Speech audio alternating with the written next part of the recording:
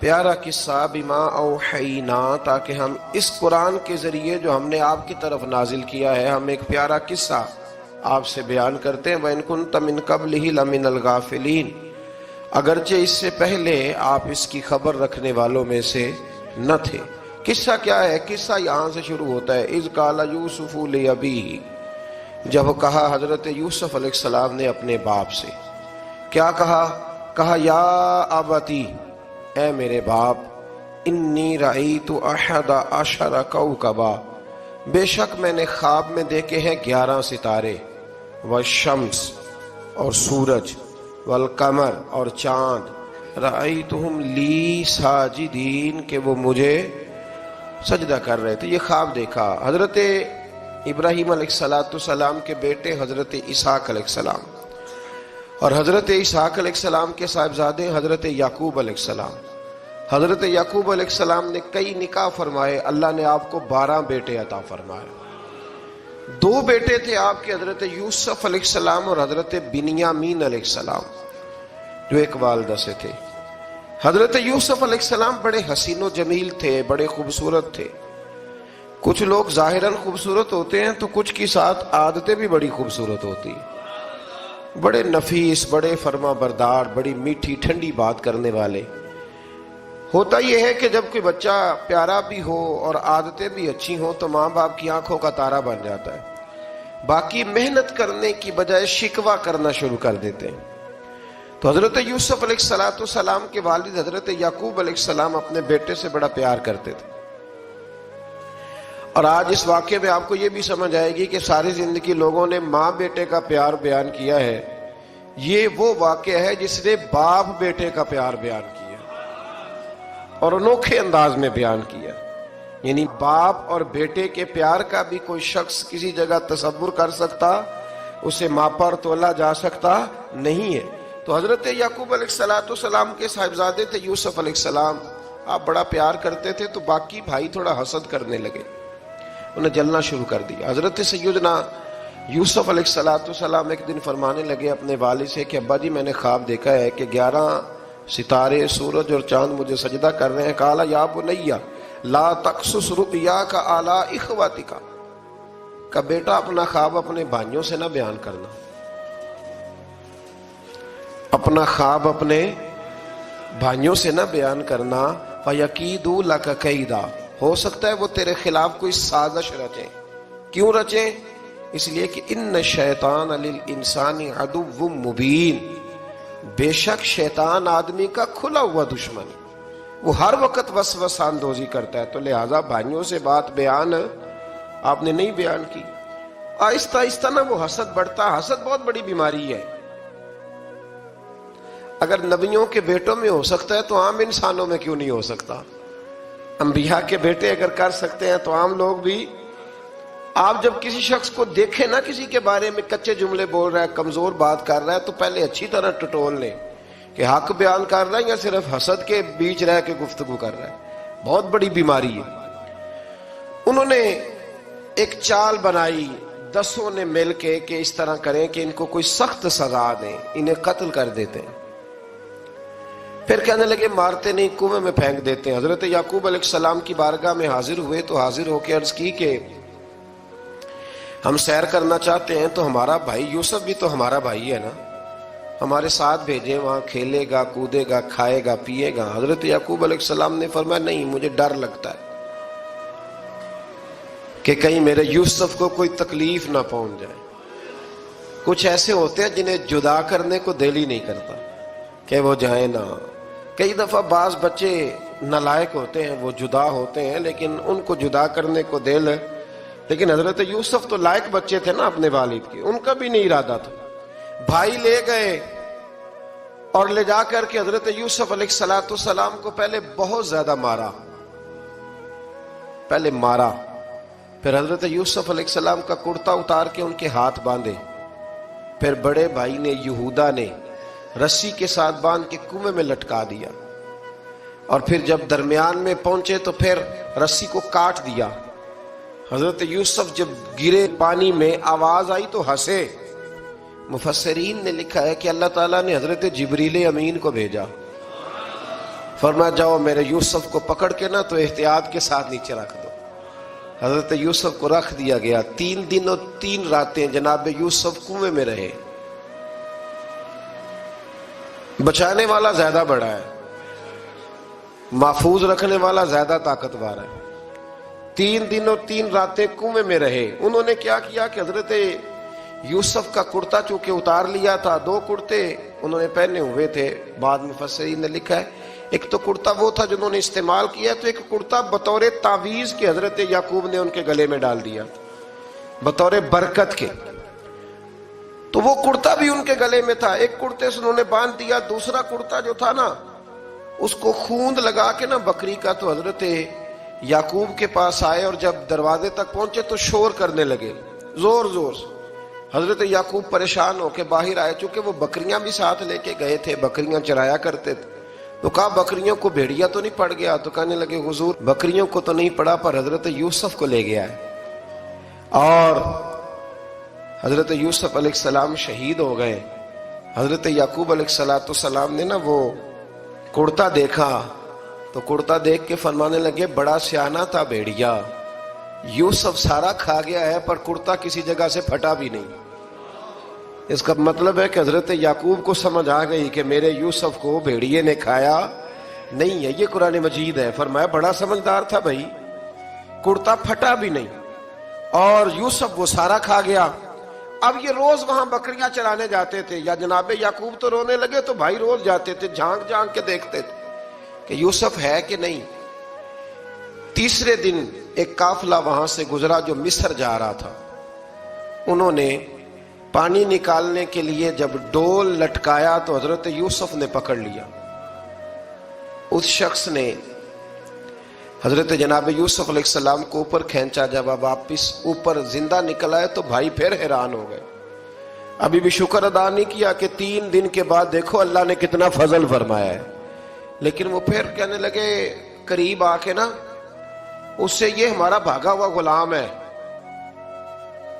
اگر تمہیں چاہیے تو لے لو، سستا بیچ دیں گے۔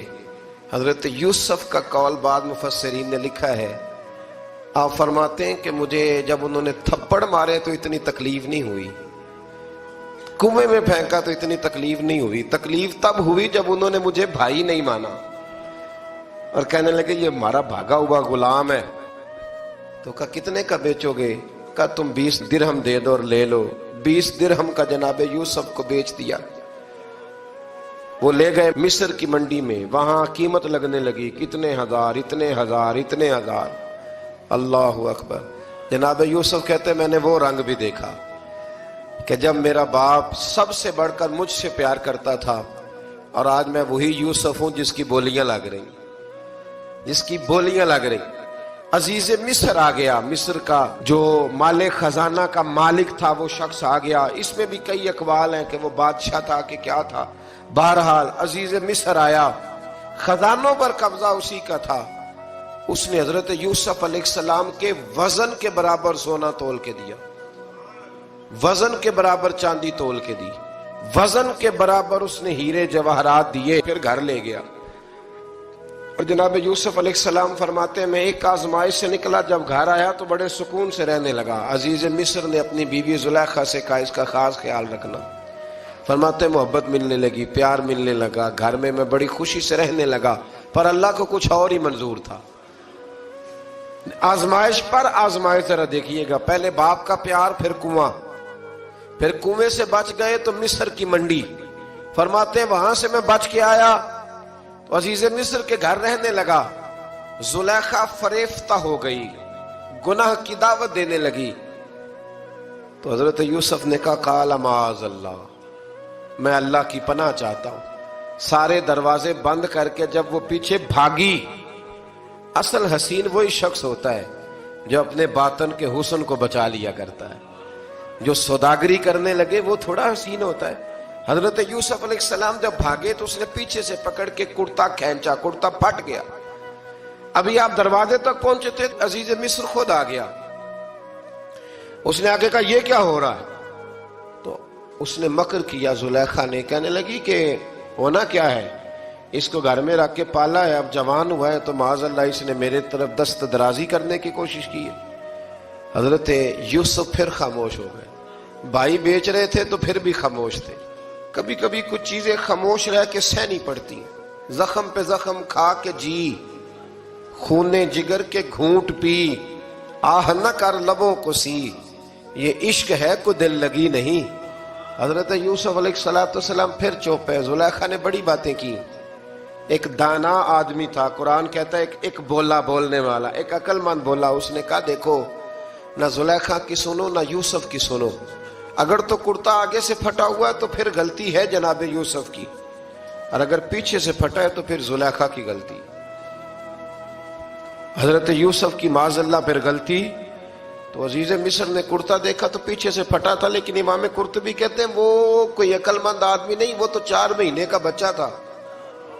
وہ ایک 4 مہینے کا وہ قریب تھا. حضرت یوسف علیہ السلام کی گواہی دینے کے لیے اللہ نے اسے زبان دی تھی. زلیخا کے ماموں کا بیٹا تھا, 4 مہینہ کا گہوارے میں لیٹا ہوا, جب بادشاہ سے فیصلہ نہیں ہو رہا تھا اور بادشاہ پریشان تھا عزیز مصر کے کسی کو جا کے بتاؤں گا تو کوئی کیا سوچے گا, اس کے گھر میں کیا کچھ ہوتا ہے. کہتے پریشان تھا تو پنگوڑے سے بچہ بول پڑا.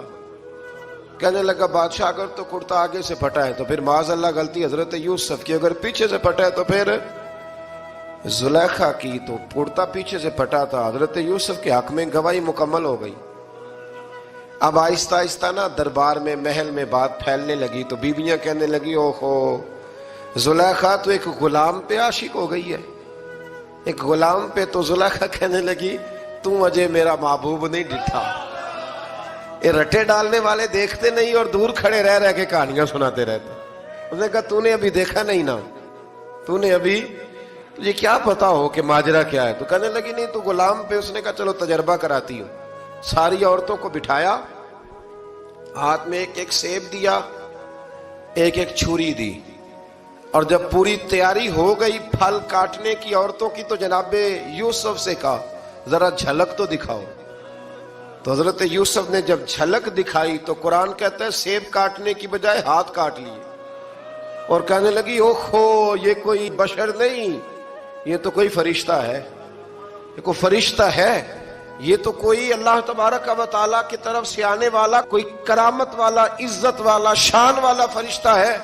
حضرت زلیخا کہنے لگی سمجھ آئی ہے پھر, تو مجھ پر شکوہ کرتی تھی. تو اب وہ بات بھی آہستہ آہستہ پھیلنے لگی کہ حضرت یوسف علیہ السلام کی غلطی نہیں, غلطی زلیخا کی. اب بادشاہ نے زلیخا سے کہا کہ اگر تو میں تیری بات کروں تو تیرے ساتھ میری بدنامی کا بھی ڈر ہے, کیا کرے. طے یہ پایا کہ حضرت یوسف کو جیل میں ڈال دیا جائے. پہلے بھائیوں کے تھپڑ, پھر کنواں, پھر مصر کی منڈی, پھر زلیخا کا الزام, اور پھر باری آ گئی جیل جانے کی. حضرت یوسف علیہ السلام کو جیل میں, کچھ نے لکھا ہے 12 سال جیل میں رہے, جیل میں ڈال دیا. حضرت یوسف علیہ السلام جیل میں کیا کرتے, واعظ فرماتے, تبلیغ فرماتے, لوگوں کو اللہ کی توحید کی دعوت دیتے. وہاں جیل میں نا ایک شخص نے خواب دیکھا. اس نے دیکھا کہ میرے سر پہ نا پرندے کھا رہے. تو حضرت یوسف کہنے لگے اس کی تعبیر یہ ہے کہ تجھے قتل کیا جائے گا, اور تیری لاش کچھ دیر پڑی رہے گی تو پرندے تیرے سر پہ آ کے بیٹھیں گے, یہ تعبیر ہے. ایسا ہی ہوا, واقعی وہ شخص قتل ہو گیا. ایک شخص نے دیکھا کہ وہ شراب کشید کر رہا ہے. اس نے بھی تعبیر پوچھی تو آپ نے فرمایا تو اپنے بادشاہ کو پلائے گا. محسوس ہوتا ہے کہ اتنی دیر تک شراب ناجائز نہیں تھی, تو اس کو شراب پلائے گا, یہ اس کی تعبیر ہے. وقت گزرتا گیا. وقت جو ہوتا ہے نا, وقت یہ خود بخود لوگوں کی بے گناہی ثابت کر دیتا ہے. ایک وقت میں نا پراپوگنڈا ہوتا ہے تو ہر آدمی پراپوگنڈے کا شکار ہوتا ہے. پھر جب وقت گزرتا جاتا ہے تو خود بخود وقت کا گزرنا کچھ چیزوں کا خود بخود حل بن جاتا ہے. حضرت یوسف علی نبینا علیہ السلام کو جب 12 سال بیت گئے تو بادشاہ نے, عزیز مصر نے خواب دیکھا. اس نے خواب دیکھا کہ 7 موٹی تازی گائیں دبلی پتلی گائیں کو کھا گئی, اور 7 خشک بالیاں ہیں, اور 7 سرسبز و شاداب بالیاں ہیں. اپنے وزیر سے کہنے لگا کوئی تعبیر والا بندہ ملے. اس نے کہا کہ ایک بندہ ہے جس کی تعبیریں بڑی سچی ہیں. کہا وہ کون؟ کہنے لگے جناب یوسف. تو قید خانے میں پیغام بھیجا حضرت یوسف کو کہ خواب کی تعبیر بتائیں. تو جناب یوسف نے یہ نہیں کہا پہلے مجھے باہر نکالو، یہ نہیں فرمایا. فرمایا تعبیر یہ ہے، یہ جو 7 خشک بالیاں دیکھی ہیں نا، اس کا مطلب ہے کہ 7 سال تنگ دستی رہے گی، اور 7 سال سبز بالیاں دیکھی ہیں تو پھر 7 سال اللہ خوشحالی دے دے گا. اور فرمایا یہ جو تم نے گائیں دیکھی ہیں موٹی تازی وہ کھا گئی. فرمایا اس کی تعبیر یہ ہے کہ کوشش کرنا کہ جو تمہارے پاس دن یہ چل رہے ہیں جن میں سرسبز و شاداب ہے کھیتیاں، تو 7 سالوں کے لیے اناج جمع کر لینا، بالیوں کے اندر ہی رہنے دینا، باہر نہ نکالنا. اور پھر اگلے جو خشک سال ہوں گے نا، وہ یہ جو جمع پونجی کی ہوگی نا، اس کی برکت سے وہ 7 سال آسانی سے. اس پر ہمارے مفسرین نے لکھا ہے، اس آیت پر صوفیاء اور بزرگ تو کہتے ہیں نا سارا اللہ کے راستے میں دے دو، یہ بھی بات اچھی ہے، لیکن اگر کوئی اپنے بچوں کے لیے آنے والے وقت کے لیے کوئی چیزیں سنبھال کے رکھے تو یہ بھی سورہ یوسف سے ثابت ہے، یہ بھی سورہ یوسف سے. تو یہ بھی کوئی ایسا فعل نہیں ہے جس پر کوئی شخص تنقید کر سکے. آمدام برسر مطلب حضرت یوسف نے جب تعبیر بتائی تو بادشاہ کہنے لگا کہ انہیں باہر نکالو. آپ فرمانے لگے میں نہیں نکلتا بھائی، نہیں نکلتا میں جیل سے، یہی ٹھیک ہوں میں. آپ کیوں نہیں نکلتے؟ کہنے لگے پہلے اعلان کر کے لوگوں کو بتا کہ میں بے قصور ہوں. وہ جو تو نے پراپوگنڈا کیا نا اپنے منہ سے اعلان کر. اس نے جناب زلیخا کو بلایا، ان عورتوں کو بلایا، وہ عورتیں ساری سامنے آئیں، انہوں نے گواہی دی کہ یوسف تو بے گناہ ہے. پر سال کتنے لگ گئے؟ اللہ اکبر، 12 سال لگ گئے. یقین کریں کچھ لوگوں کو یہ ثابت کرنے میں نا کہ میں ٹھیک ہوں زندگی بیت جاتی ہے، اور میں تمہارا خیر کا ہوں زندگی بیت جاتی ہے. لوگوں کو ہوش تب آتی ہے جب مزار پر چادر ڈالنے کا ٹائم آ جاتا ہے، ہوش تب آتی ہے، لیکن پھر ہوش کا کوئی فائدہ. 12 سال کے بعد بادشاہ نے ان کو بلایا اور کہنے لگا کہ یہ جو خواب میں نے آپ کو سنایا اب کرنا کیا ہے؟ تو حضرت یوسف کہنے لگے تم سے کچھ بھی نہیں ہوگا، اگر کچھ کرنا ہے تو پھر یہ خزانے کی ذمہ داری میری لگاؤ. اگر کوئی قابل آدمی ہو تو وہ آگے بڑھ کے بات کر سکتا ہے. یہاں ہر بندہ ہی آگے بڑھ کے کہتا ہے مجھے دے دو ڈیوٹی، لیکن قابل ہو تو وہ آگے بڑھ کے بات کرے اور سمجھے کہ میرے علاوہ کسی کے لیے مشکل ہے تو پھر وہ آگے بڑھے. حضرت یوسف نے جب کہا تو انہوں نے آپ کو وزیر خزانہ بنا دیا. پھر ایک وقت آیا کہ وہ عزیز مصر ہی بن گئے. قحط پڑ گیا، جب مصر میں قحط پڑا تو دائیں بائیں بھی قحط پڑا. کنعان کے آپ رہنے والے تھے، وہاں بھی قحط پڑا. حضرت یعقوب بیٹے کی یاد میں رو رو کے تو آنکھوں کی بینائی چلی گئی. اور یارو باپ بھی بڑا ہی پیار کرتا ہے، بڑا ہی پیار کرتا ہے، بڑا ہی. پتہ ہے باقی تمہیں تحفے دیتے ہیں، باقی تم سے محبت کرتے ہیں، تو باپ تو بیٹے کو اپنی جوانی دے دیتا ہے، اپنی جوانی اپنے بیٹے کے نام کر دیتا ہے. باپ بھی بڑا ہی پیار کرتا ہے. سنگیو کوئی نہیں تول سکتا. بچے ایسے گھوم رہے ہوتے ہیں نا ابا جی کے سامنے، تو ان کا اٹھنا بیٹھنا چلنا ہی بڑا پیارا لگتا ہے، کا آنا جانا ہی بڑا پیارا لگتا ہے. باپ کا تو قد روز اونچا ہوتا ہے کہ اللہ نے مجھے لال عطا فرمائے. حضرت یعقوب کی آنکھوں کی بینائی چلی گئی رو رو کے. بھائی حضرت یوسف کے جب قحط پڑا تو انہیں پتا چلا کہ ایک واحد شہر مصر ہے جہاں گندم سٹاک ہے، کیونکہ حضرت یوسف کو پتا تھا، خواب بادشاہ دیکھ چکا تھا. تو آپ نے مال 7 سالوں کے لیے جمع کر لیا. اب بھائی آئے، اللہ اکبر، دشمن سامنے نظر آئے، مخالف حاسد، تو پھر انسان ٹھہرا رہے اور انسان کمزور نہ ہو، طاقتور ہو. اتنا طاقتور ہو کہ حکمران ہی بن گیا ہو. ذرا نبیوں کے حوصلے بھی دیکھنا، پیغمبروں کے حوصلے بھی دیکھنا. بھائی آئے، کہا گندم چاہیے. تو جناب یوسف نے اوہو پائیاں جیا ساکھ نہیں کوئی جو وچ خار نہ ہوئے. ہاں، اور میاں صاحب فرمایا کرتے تھے پائی پائیاں دیاں باواں ہوندے تے پائی پائیاں دے ویری. بھائی جیسے ہی داخل ہوئے تو جناب یوسف کی آنکھیں باہر آئیں، رو پڑے. او میرے بھائی آ گیا، رو پڑے.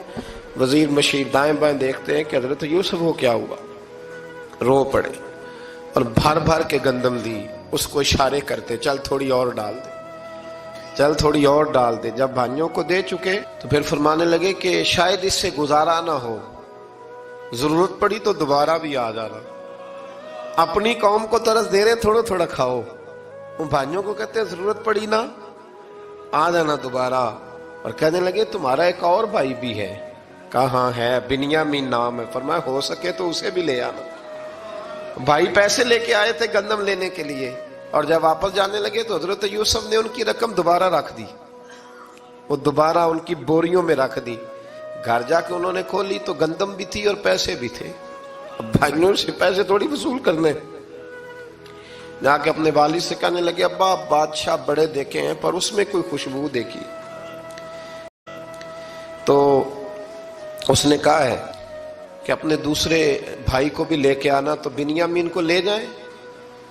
حضرت یعقوب فرمانے لگے پہلے بھی تم پہ بھروسہ کر چکا ہوں، بار بار نہیں کروں گا. یوسف گوا چکا ہوں. پوتے بول پڑے، کہنے لگے دادا جی آپ تو ہر وقت یوسف یوسف ہی کرتے رہتے. انہوں نے ضد کی، اصرار کیا. تو جناب بنیامین کو ساتھ وعدہ لے کے، عہد لے کے، قسم لے کے بھیج دیا حضرت یعقوب نے. جناب بنیامین بھی پہنچے مصر میں. یہ دونوں ایک ماں سے تھے، سگے دونوں تھے. حضرت یوسف نے جناب بنیامین کو دیکھا تو اپنے ساتھ بٹھا لیا اور ذرا باتیں کر کے نا ادھر بیٹھ جاؤ ادھر بیٹھ جاؤ. اچھا نہیں ہے جگہ، آپ ادھر آ جاؤ میرے ساتھ بیٹھ جاؤ. بھائی تھا نا سگا. اچھا چلو ٹھیک ہے آپ ادھر آ جاؤ. بھائی کو ساتھ بٹھا لیا. ابھی جب چیزیں دینے لگے تو کان میں کہنے لگے، وہ پریشان تھے نا حضرت بنیامین کہ یہ بندہ کیا کر رہا ہے. تو کان میں کہنے لگے میں بھائی ہوں تیرا، میں یوسف ہوں. تو اس طرح کہا یار تھوڑے دن میرے پاس رہ نہیں جاتا. حضرت بنیامین کہنے لگے رہ جاتا ہوں. رہ گئے جناب بنیامین. اب کہا نہیں میں نہیں بھیجوں گا. کچھ لوگوں نے یہ لکھا ہے کہ حضرت بنیامین کے جو بوری تھی اس کے اندر انہوں نے تھیلے کے اندر شاہی پیالہ رکھ دیا اور فرمایا اس کو ہم نہیں جانے دیں گے. ہمارا پیالہ کیسے؟ یہ نہیں کہا کہ یہ چور ہے، کہا پیالہ کیسے آیا اس کے تھیلے میں، لہذا یہ ابھی ہم رہے گا ہمارے پاس، دیکھیں گے. وہ باقی چلے گئے. تو یہودا کہنے لگا کہ میں نہیں جاتا، میں یہیں ٹھہروں گا، اس لیے کہ میں باپ کو کیا بتاؤں گا کہ پہلے بھی میں کرتا میں ہی لے کے گیا تھا یوسف کا، اب میں کیا بتاؤں گا. واپس گئے اور جا کے بتایا کہ جناب بنیامین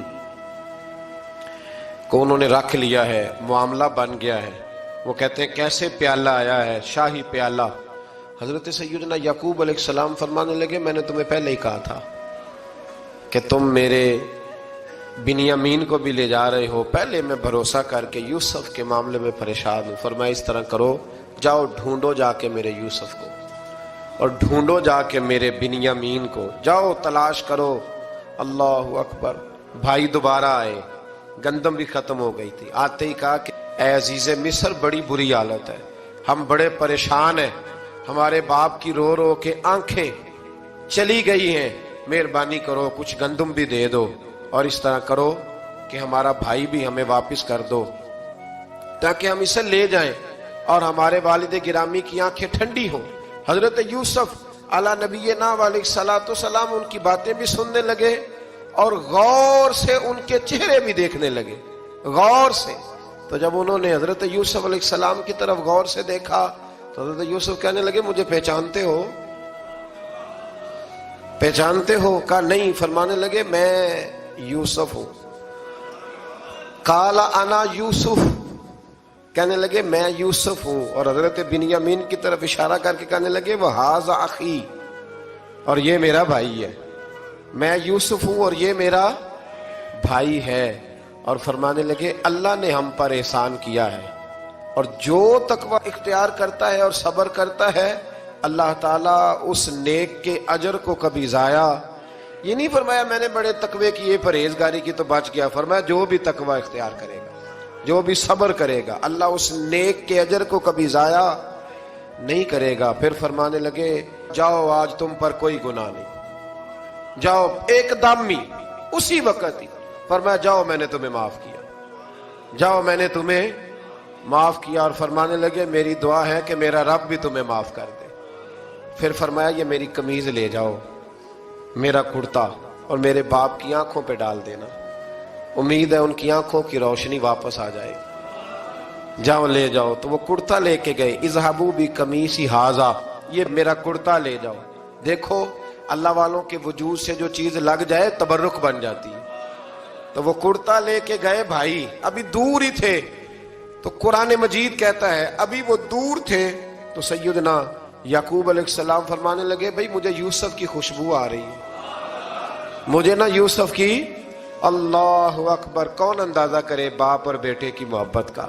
مجھے نا خوشبو آ رہی ہے، یوسف کی خوشبو، مجھے خوشبو آ رہی ہے. تو حضرت سیدنا یعقوب علیہ السلام کی آنکھوں پہ ڈالا تو روشنی واپس آ گئی. کعبہ جی ذرا چل کے دیکھو تو صحیح، رب نے آپ کے بیٹے کو کتنی شانیں عطا فرمائی. چلو نا. یہ 72 لوگ تھے جو یہاں سے چلے کنان سے، اور ہزاروں کا لشکر لے کر حضرت یوسف آئے، ہزاروں کا لشکر لے کے والد کے استقبال کے لیے. اور جب باپ بیٹے کی ملاقات ہوئی تو امام غزالی فرماتے ہیں 4 لوگ دنیا میں بڑا ہی روئے ہیں. ایک حضور بڑا روئے ہیں امت کے غم میں، اور ایک سیدہ فاطمہ بڑا ہی روئی ہیں حضور کے وصال کے بعد، اور تیسرا فرماتے ہیں یعقوب بڑا ہی روئے ہیں حضرت یوسف کے لیے، بڑا ہی. اور چوتھے امام زین العابدین بڑا ہی روئے ہیں واقعہ کربلا کے بعد. یہ 4 لوگ بڑا ہی روئے. پھر جب ملاقات ہوئی دونوں کی تو اس درد سے ملاقات ہوئی کہ ہر آنکھ اشک بار ہو گئی. باپ بیٹا اتنی وارفتگی سے مل رہے تھے، اتنی وارفتگی سے کہ دائیں بائیں انہیں خبر ہی نہ رہی کہ باقی لوگ بھی ہیں. حضرت علامہ اسماعیل حقی نے لکھا ہے کہ جناب جبریل امین حضرت یعقوب کے کان میں کہنے لگے بس کریں، اوپر تو ذرا نظر اٹھائیں، فرشتے بھی دیدار کے لیے آئے ہوئے. دیکھیں اللہ کے فرشتے بھی آئے ہیں اس منظر محبت کو دیکھنے کے لیے. حضرت سیدنا یعقوب علیہ السلام، حضرت یوسف کی والدہ، اور پھر آپ کے 11 بھائی سارے آپ کے لیے سجدے میں گر گئے. تو حضرت یوسف کہنے لگے ابا جی یہ وہ میرا خواب ہے جو میں نے بچپن میں دیکھا، یہ وہ میرا خواب ہے. حضرت سیدنا یعقوب علیہ السلام پھر کم و بیش لگ بھگ 23 سال، کچھ نے لکھا ہے 40 سال مصر میں رہے. اور جب وصال ہونے لگا تو حضرت یوسف سے فرمانے لگے بیٹا مجھے یہاں دفن نہ کرنا، مجھے وہیں لے جانا جہاں میرے والد دفن ہے. وہاں جا کے وہ دفن ہوئے. حضرت یوسف علیہ السلام نے پھر سالوں حکومت کی مصر پر، پھر وہیں ان کی تدفین ہوئی. اور جب تدفین ہوئی تو اختلاف ہو گیا. ہر قبیلہ کہتا تھا ہم نے اپنی طرف یوسف کو دفن کرنا ہے، اس لیے کہ جس طرف ان کو دفن کریں گے خوشحالیاں ہوں گی. پھر فیصلہ ہوا کہ سنگ مرمر کے تابوت میں رکھ کے حضرت یوسف کو دفن کیا جائے، اور دفن کرنے کے بعد ایسی جگہ پہ دفن کیا جائے جہاں سے پانی چھو کے گزرتا ہے.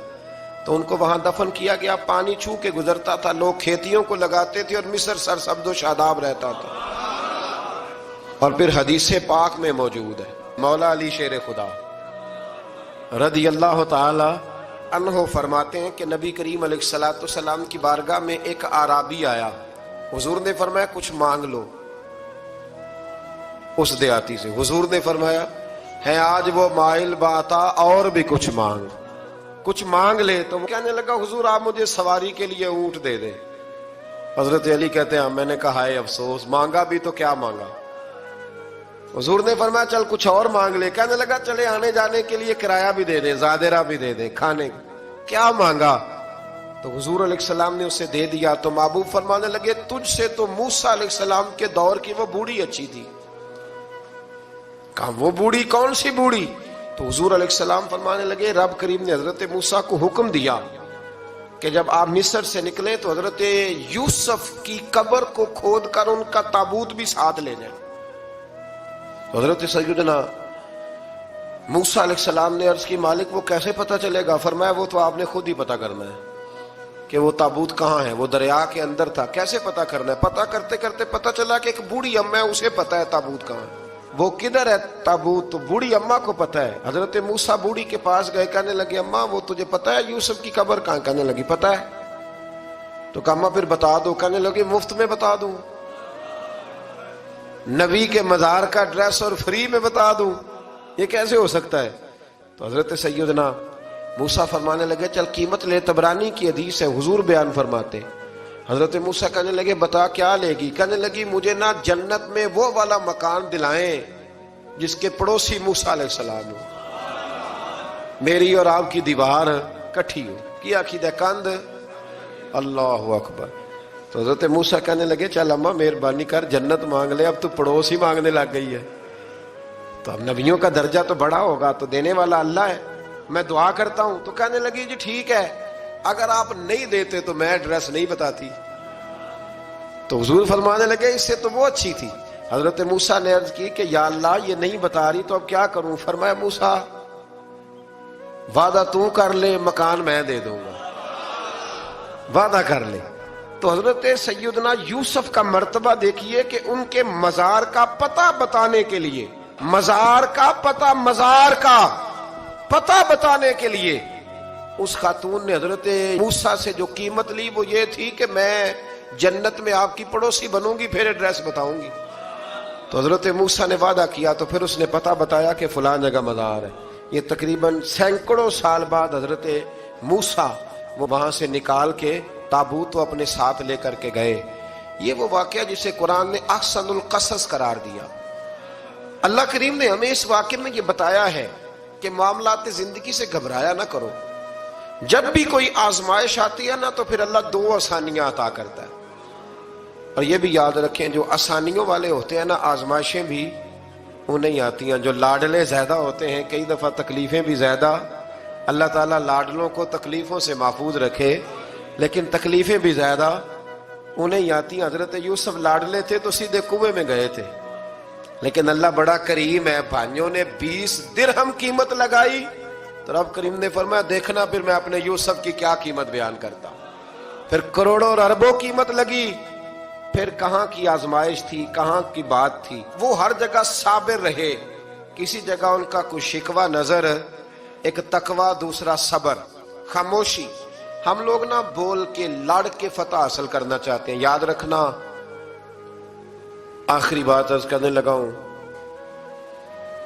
صبر کرنا اور کام کرنا, صبر کرنا اور اپنے حصے کا رزلٹ اپنی مرضی کا نہ مانگنا, رزلٹ رب کریم کی مرضی کا. نتیجہ صبر کریں اور اپنے حصے کی ڈیوٹی کریں, پھر دیکھیں اللہ کتنا عطا فرماتا ہے. ڈیوٹی میں بھی کمزوری نہ کریں اور بے صبری کا مظاہرہ بھی کبھی نہ کریں. اللہ تعالی ہمیں حضرت یوسف کا صدقہ. لیکن مجھے بتلائیے گا, اگر کبھی پاؤں کی سب سے چھوٹی انگلی چھنگلیا چیچی اس پہ اگر کبھی زخم لگ جائے تو جسم کا سب سے اعلیٰ حصہ دماغ ہے. دماغ نے کبھی یہ کہا ہے کہ چھوڑو یہ تو سب سے نچلا درجہ ہے, نہیں جانا ڈاکٹر کے پاس, اتنا ٹائم کہاں ہے, رہنے دو, چھوٹی سی تو انگلی ہے, خیر ہے. ایسا کبھی ہوا ہے؟ دماغ فوراً کہتا ہے کہ باقی کام بعد میں کریں گے, پہلے ڈاکٹر کا پتہ کرو, اس کو مرہم پٹی کراؤ, کیونکہ اسے پتہ ہے کہ اگر یہاں درد رہی تو باقی جسم میں بھی درد رہے گی. اور یہ بھی پتہ ہے دماغ کو کہ اگر میں نے یہاں علاج نہ کرایا انگلی کا تو کہیں پیر بھی سارا زخمی نہ ہو جائے, اور اگر پیر کا علاج نہ کرایا تو ٹانگیں اور باقی وجود تک بھی زخم نہ آ جائے. لہذا دماغ جلدی فیصلہ کرتا ہے, ٹیسٹ کرانے کا, چیک اپ کرانے کا, دوائی لینے کا, مرہم پٹی کا. اور میرے بھائی مسلمان ایک وجود کی طرح ہے. یہ تو ہو سکتا ہے کچھ مسلمان ملک غریب ہوں اور کچھ کے پاس تیل کے کنویں ہوں, کچھ کے پاس سونے کے پہاڑ ہوں. یہ تو ہو سکتا ہے کہ بعض اوقات یہ وہ سمجھ لیں کہ ہم اعلیٰ درجے کے ہیں, لیکن یہ یاد رکھیں اگر ایک جسم کی طرح ہیں, سوچتے ہیں اور ہیں, کیونکہ نبی پاک نے فرمایا ہے, اگر اس طرح سوچتے ہیں تو پھر میرا خیال ہے کہ جس طرح تیل کے کنویں والے کو اپنی درد ہوتی ہے نا, سونے کے پہاڑوں والے ملک کو جس طرح اپنی درد ہوتی ہے نا, اس طرح اسے کسی کو بھیکارت کی نظر سے دیکھنا نہیں چاہیے, چونکہ جسد واحد ہے. اور جسد واحد میں اگر کوئی درجہ بڑا بھی رکھتا ہو کہ جناب ہمارے پاس ایک بڑی جگہ ہے, متبرک جگہ ہے, ہم بڑے ہیں, تو آپ بڑے ہیں, لیکن بڑا دماغی یہ فیصلہ کرتا ہے کہ بھائی وہ چھوٹا سا پیر کا حصہ زخمی ہے, جلدی کرو علاج کراؤ. لیکن بڑے دماغ والا کہے کہ میرا گھر تو محفوظ ہے. معراج کی بات کرنے کا تو اب وقت آیا ہے, اس لیے کہ معراج کا سارا واقعہ تو مسجد اقصیٰ کے گرد گھومتا ہے. سبحان الذی اسریٰ بعبدہ لیلا من المسجد الحرام الی المسجد الاقصیٰ. حضور نے معراج کی رات مسجد اقصیٰ میں نماز پڑھائی تھی, اور ایک بار پھر سے طیبہ سے فلسطین میں راستہ دیکھتی ہے پھر مسجد اقصی تیرا۔ ایک بار حضور گئے تھے مکے سے مسجد اقصی، اور پھر حضور فرماتے ہیں جب میں واپس گیا نا تو کفار نے جو کہ مسجد اقصی دیکھی ہوئی تھی تو مجھ سے پوچھنا شروع کر دیا کہ مسجد اقصی کی کھڑکیاں کتنی ہیں، دروازے کتنے ہیں، پلر کتنے ہیں۔ جب انہوں نے سوال جواب کیے تو حضور فرماتے ہیں کہ رب کریم نے مسجد اقصی کو اٹھا کے میرے سامنے رکھ دیا، میں دیکھتا جاتا تھا، بتاتا جاتا تھا، کہہ لوں بات کر لوں۔ ایک دفعہ حضور مکے سے مسجد اقصی آئے اور ایک دفعہ مسجد اقصی میرے نبی کی زیارت کے لیے مکے گئی، حضور کی زیارت کے لیے مکہ شریف گئی۔ او میرے نبی تو صرف کسی چیز کی طرف ایک دفعہ دیکھ لیں تو وہاں رحمت کے پھول کھلتے ہیں۔ مسجد اقصی کی طرف منہ کر کے 17 مہینے میرے نبی نے نماز پڑھی ہے۔ مسلمانوں پتہ ہی کوئی نہیں، ہماری خبریں ہی اور ہیں، ہمارا درد ہی اور ہے، ہمیں پتہ ہی نہیں بم کہاں برس رہے ہیں، ہمیں یہ خبر ہی نہیں۔ اور میں اس دور میں تقریریں کر رہا ہوں جہاں سوتوں کو جگانا نہیں پڑتا، جاگتوں کو جگانا پڑتا ہے۔ سیانے لوگوں کو سمجھانا ہمارے ذمہ لگ گیا، کیا کریں؟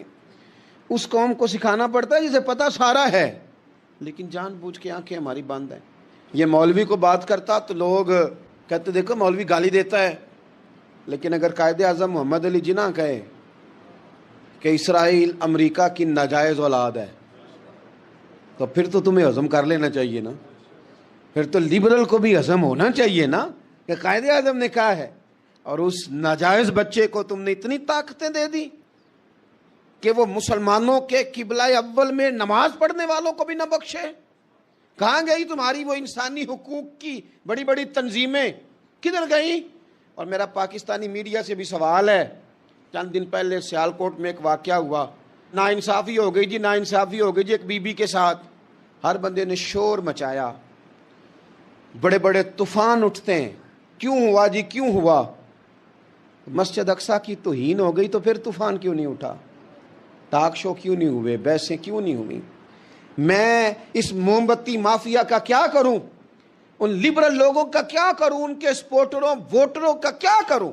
ان سیاسی جماعتوں کے کارکنوں کو کیا نام دوں کہ جو ان فضول بحثوں میں تو وقت ضائع کرتے ہیں، اور وہ مسجد اقصی جس کے بارے میں میرے نبی پاک صلی اللہ علیہ وسلم سے ایک صحابیہ نے پوچھا تھا، یا رسول اللہ مسجد اقصی میں نماز پڑھنا کتنا کو بہتر ہے باقی نمازوں کے مقابلے میں؟ تو حضور نے فرمایا 1000 گنا بہتر ہے۔ بی بی عرض کرنے لگی سونیا میں جا تو نہیں سکتی، دل بڑا کرتا ہے۔ تو حضور نے فرمایا جا نہیں سکتی تو وہاں تیل ہی بھجوا دے، جس میں حاضری لگوانے کی حضور بات کریں جس مسجد میں۔ اور نبی پاک علیہ السلام نے فرمایا خاص کر کے سفر کرنا ہوا تو 3 مسجدوں کے لیے کرنا، ایک مسجد حرام بیت اللہ کے لیے، ایک مسجد نبوی کے لیے، اور تیسرا مسجد اقصی کے لیے۔ بیت المقدس مسجد اقصی معمولی جگہ نہیں، حضور نے فرمایا 3 سفر کرو تو سمجھنا ہم عبادت کر رہے ہیں۔ کون کون سے؟ فرمایا اگر بیت اللہ جاؤ تو عبادت سمجھ کے جانا، مسجد نبوی کی طرف جاؤ تو عبادت ہے، اور مسجد اقصی کی طرف جاؤ تو یہ بھی عبادت ہے۔ اور فرمایا مسجد اقصی میں جس نے ایک نماز پڑھی اسے 25,000 نمازوں کا ثواب ملے گا۔ اور میرے رسول پاک نے یہ وہ مسجد ہے جس کے ساتھ معراج شریف جڑا ہوا ہے۔ قرآن پاک نے کہا کہ اس مسجد میں سبحان الذی اسری بعبدہ لیلا من المسجد الحرام الی المسجد الاقصی۔ مسلمانوں قرآن کہتا ہے کہ تمہارے معراج کی شان رسول پاک کی مسجد اقصی سے جڑی ہے۔ جس محبوب کو رب معراج کرائے تو مسجد اقصی میں لا کے کرائے۔ وہ جگہ معمولی جگہ ہے، وہ معمولی جگہ ہے مسجد اقصی۔ نبی پاک نے وہاں نبیوں کی امامت کرائی، 17 مہینے اس مسجد کی طرف منہ کر کے تیرے اور میرے رسول نے نمازیں پڑھی۔ چھوٹی جگہ ہے، اور پوری دنیا کا مسلمان اسے چاہیے شرم سے گڑ جائے۔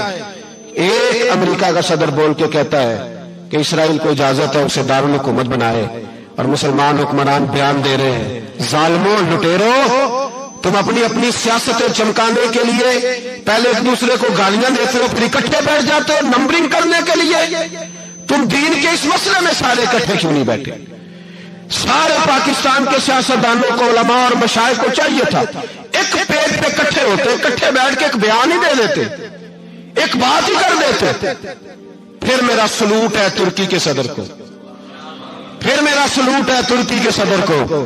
اس نے بہت عرصہ پہلے کہا تھا مسجد اقصیٰ میری خواب میں آئی تھی اور رو کے کہتی تھی آئے مجھے کوئی صلاح الدین ایوبی کا ماننے والا، کوئی آئے مجھے بچائے. کہتے میری خواب میں آئی تھی اور روتی تھی، کہتی تھی کوئی آئے. اور ایک شاعر نے کہا ہے مسجد اقصیٰ نبی پاک کو بھی بلاتی ہے، کہتی ہے ایک بار پھر طیبہ فلسطین میں آ، راستہ دیکھتی ہے پھر مسجد اقصیٰ تیرا، ایک بار پھر سے طیبہ سے فلسطین میں آ، راستہ دیکھتی ہے پھر مسجد اقصیٰ تیرا. کوئی بولا ہے نہیں اتنا مقدس مقام، چھوٹے چھوٹے بیان، اور کہیں اکٹھے ہو جاؤ میں بتاتا ہوں تمہیں مسئلے کا حل کیا ہے. میں بتاتا ہوں، دو کام کرو. ایک کام وہ کرو جو حضرت سلمان فارسی نے کیا تھا، سنو سنو حل سنو مسئلے کا. میں چھوٹا آدمی ہوں پر حل سنو مسئلے کا. زندگی میں ایک کام مسلمان کر لے، جٹ بن کے، بھٹ بن کے، رائی بن کے، پاکستانی، مصری، سعودی بن کے بڑا جی لیا. ایک کام وہ کرے جو حضرت سلمان نے کیا تھا. جب ایک کافر نے پوچھا آپ کا نام کیا ہے تو فرمایا میرا نام اسلام ہے. بولیے سارے میرا نام. کہا تمہارے باپ کا نام؟ فرمایا اسلام. دادا کا نام؟ کہا اسلام. پردادا کا نام؟